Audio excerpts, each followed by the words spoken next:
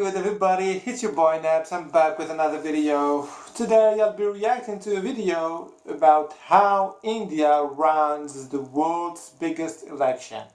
Is it, when they say the world's biggest election, they're talking about, the amount of population voting, right?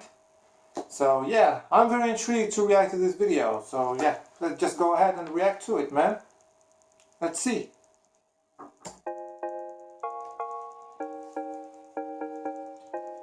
The world's biggest democracy just had an election. The world's biggest democratic election. Marathon election. A mammoth undertaking. The world's biggest exercise in democracy. In India, voters picked its central government for the next 5 years. Okay. An It eighth happened of the this world's year. population was eligible to vote in this election. This year, 2019, there are 900 Wow. million eligible voters in India, making this the largest 900 democratic million exercise voters? in the history of humanity. But this isn't a video. Wow, am I tripping? There are 900 million eligible voters in India, making this the largest democratic exercise in the history of humanity. But this isn't a video about Indian politics. Because Wow. before India's people can even cast their vote, the election needs to come to them. Polling stations need to be set up wherever people live. And in one of the largest and most populous countries in the world, that isn't an easy task. India has to reach voters in coastal cities in the south, in the rural regions of the west, and jungles to the east, and everywhere in between. And what's more, Yeah, they that's want a large every Indian country. citizen to be within 2 kilometers of a voting station. That's only about 25 city blocks, no matter where you are in the country. It's an incredibly ambitious goal, and yet somehow they're able to do it. This is the biggest election in the world, and I wanted to know, how does it work?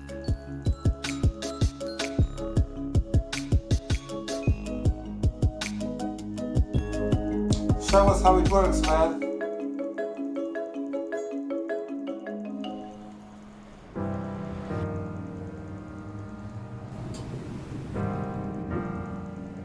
Ganga Sagar. Every election, a team of government officials and security forces get on a boat in the east of India to take off towards this island. They travel about 100 kilometers to get here, all to securely deliver these electronic voting machines, or EVMs, the instrument that logs India's votes, the heart of this elaborate election process. India has 2.3 million voting machines for its 900 million voters, so getting these machines close to every voter is a big logistical undertaking. That's why India doesn't have a single election day. Instead, it's closer to an election month with multiple phases that last weeks. This process takes more than 11 million election officials and security forces who move from polling station to polling station to polling station, from densely populated cities to the rural areas where the majority of Indians live. Once on the island with the EVMs, officials pile onto bike carts and head towards the polling station.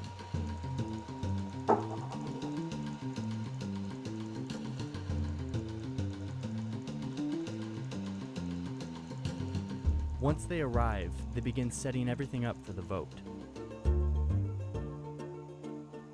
ওনাদের তো বহুত ধন্যবাদ যে এখানে এসে ওনারা আমাদের ভোটটা নিচ্ছেন। তাদের জন্য আমাদের তো খুবই শুভেচ্ছা ভালোবাসা রইল। আমার বক্তব্য সবার কাছে পৌঁছতে পারছি এই আর কি।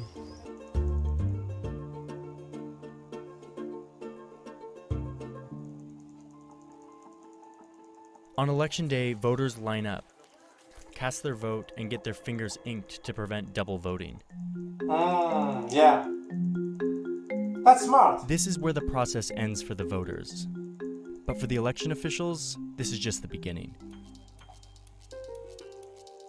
Driving a boat out to a remote island is just one of many ways that officials reach every voter. India's vast and diverse terrain requires transportation methods of all kinds. Like in the jungles of this northern state, where elephants transport voting machines to reach a remote town, or in the Himalayas, where officials hike for hours to bring EVMs for election day. That's Helicopters, nuts. trains, they even use camels. But what makes India's elections so impressive isn't just how they reach everyone in such a big country. That's just half the battle. It's also the ways they try to include voters of all backgrounds into the process, a challenge that has been a part of India's elections since the very beginning. India has 22 official languages and hundreds of dialects. And when India became an independent nation, less than a quarter of the population could read and write. The newly formed Election Commission of India created a range of symbols to correspond to each political party, like an elephant, a lotus, a hand, or even an alarm clock. So that from the beginning, all people, regardless of literacy level and language, could vote with confidence. Since 1947, the literacy rate has increased significantly, but it's still only 75%, so these symbols are still useful to many when casting a vote. But this is a massive, sprawling operation, and over the years it's run into some pretty serious problems, like allegations of election rigging and problems with a practice called booth capture, where gangs actually take over polling stations and tamper with the elections. It's partly because of these problems that the commission introduced these voting machines in the 1990s. It also increased security around the elections. These efforts to include all voters and protect elections seem to be working. In 2019, India saw the highest voter turnout yet, and for the first time, women voted just as much as men. ভোটটাই তো আমার কাছে important কেননা আমরা এখানকার বাসিন্দা ভালোর জন্য উন্নতির জন্য India's elections are only getting bigger and more complicated.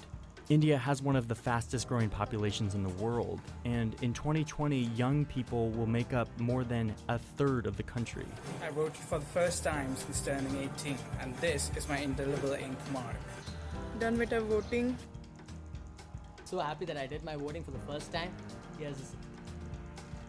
This is the biggest election in the world. It takes millions of officials fanning out across a massive country to help hundreds of millions vote.